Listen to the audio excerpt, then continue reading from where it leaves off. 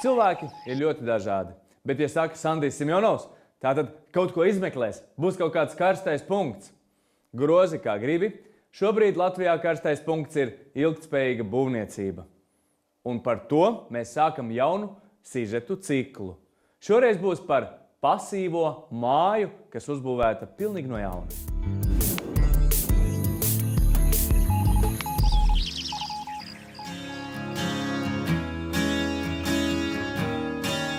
Šobrīd Ventspilī top pirmā pasīvā māja Baltijas valstīs, kas domāta sabiedriskai lietošanai. Tā ir Ventspils poliklīnika, un mums ir ekskluzīva iespēja tā teikt paskatīties, kas lācītim vēderā. Ejam!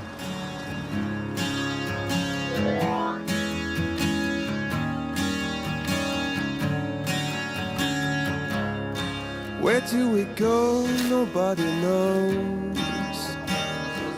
Ventspils centrā, Raiņielā, šajās dienās pamatīgi rosība, rit pēdējie iekšdarbi. Drīzumā jānodod pirmā pasīvā jeb zemes enerģijas patēriņas sabiedriskā ēka. Pēdējie darbi iet, kur jau čeļas visi jau tīri, pēdējie skrūvi. Jā, principi furnitūras montāža, tīrīšanas un tūlīt sāksim arī regulēt ventilāciju. Jā, Taisnība. Poliklīnikas būvniecība tika uzsākta pagājušā gada pavasarī. Tika izlemts, ka to būvēs balstoties uz pasīvās mājas principu. Viens no galvenajiem noteikumiem – sienu caurlaidības koeficients nedrīkst pārsniegt 0,6 vienības. Būvnorma ir 3 vienības. Tātad jābūt 5 reizes mazāk. Šis mums bija pirmais piemērs, un viņš bija piemērs arī projektētājiem. Mums bija teorētiski uzdoti parametri, kuri ir jāpanāk. Bet mēs praksē viņus nebijām nekad vēl panākt. Kopējās projekta izmaksas 2 200 000 latu, 80% dod Eiropa, 350 000 Ventspils pašvaldība. Poliklīnikas būvniecība ir tikai par 15% dārgāka nekā parastai ēkai, kuras prasības pēc siltuma efektivitāte būtu daudz zemākas. Šeit būvniecības izmaksas ir robežās 880 latu uz 1 kvadrātmetru. Tās nav būtiski lielākas nekā būvējot, teiksim, tipveida ēku. Pasīvajām mājām nepieciešams par 80% mazāk siltuma enerģijas.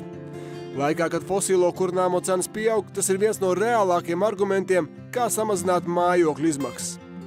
Viena no pirmajām pasīvajām mājām Latvijā tapa Rojas pagastā Ģipkā. To pabeidz pirms 2 gadiem, un tas vēl aizvien ir pirmais piemērs privāti īpašnieku centieniem uzbūvēt pasīvo māju. Šobrīd, kāpēc varbūt tas kļūst arī ar vien aktuālāks, ka parādās arī tie ar vien vairāk pozitīvie piemēri. Un tad jau cilvēki redz, ka jā, tur ir tas labums, ir tā pievienotā vērtība un tās sākotnējās investīcijas atmaksājas pēc tam ēkas eksploatācijā.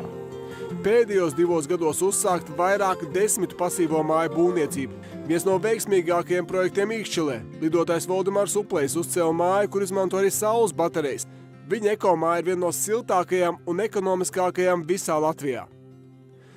Tikpat silta un funkcionāli būs arī poliklīnika Ventspilī. Šeit iekšā ir patiešām silts. Viens no svarīgākajiem faktoriem pasīvai mājai ir siltumenerģijas patēriņš. Tas nedrīkst pārsniegt gada laikā 15 kWh uz 1 kvadrātmetru.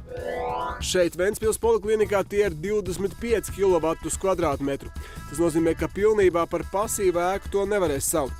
Taču par zemes enerģijas patēriņu noteikti. Šeit tas patēriņš ir nedaudz lielāks, tāpēc, ka gaisa apmaiņas prasības šeit ir augstāks. Te ir rentgena kabineti, tātad medicīna, jā.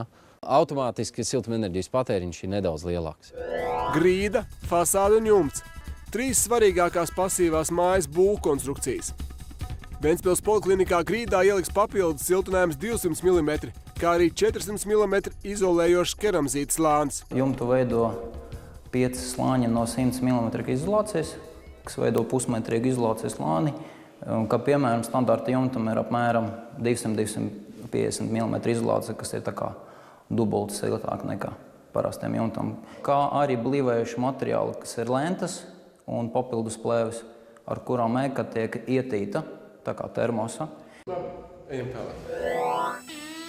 Tieši logi ir viens no lielākiem siltuma zuduma avotiem, tāpēc tiem būvējot tik pievērst īpaša vērība. Šis ir Pasīvu hausa institūta certificēts izstrādājums, saucas SmartVins, ko ir izgudrojuši austrieši, un Latvija ir ieviest pirmo reizi. Tas pabies, izskatās, ka nemaz izšaut cauri viņam nevarētu, ne?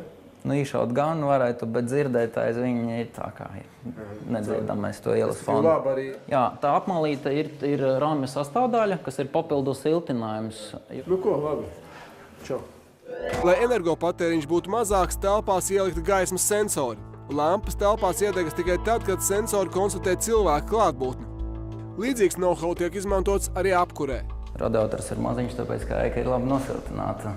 Un, ko jūs šeit varat redzēt, ir specifisks regulators, kurš nav standarta mehaniskais, ko mēs zinām, var pagriezt no viennieka līdz piesniekam, bet attālināti vadams no speciālas stācijas, ko ieregulē atbilstos režīmam, kāda telpa ir izmantota. Pieņemsim naktis vai brīvdienas, tās regulators automātiski pēc iestādēm pagriežas uz viennieku, līdz ar to enerģija patērējas minimāli. Pirms poliklīnikas nodošanas eksploatācijā nu pat veikts tā sauktais būves blīvuma jeb blowdoor tests.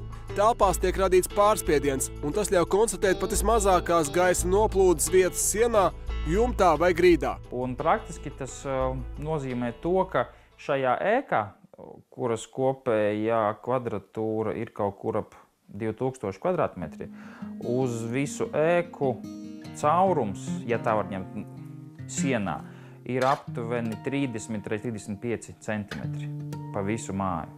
Tas ir ļoti labs rādītājs. Man gribētos domāt, ka, ja mēs ar jums runāsim, un iespējams mēs runāsim bez gadiem 10, tad tas būs kā pats par sevi saprotams, kā pašsaprotama lieta. Kādā veidā mēs attiecamies pret ēkām un ko šie visi apzīmējumi, kā ilgtspēja, energoefektivitāte vai pasīva ēka, ko viņi nozīmē, tas būs kā pats par sevi saprotams un normāls process. Jo šie varbūt nākošie 10 gadi dos šo praksi un cilvēkiem to pozitīvo domāšanu, kad šodien tērēt vairāk ir daudz lētāk nekā pēc tam. Where do we go? Nobody knows.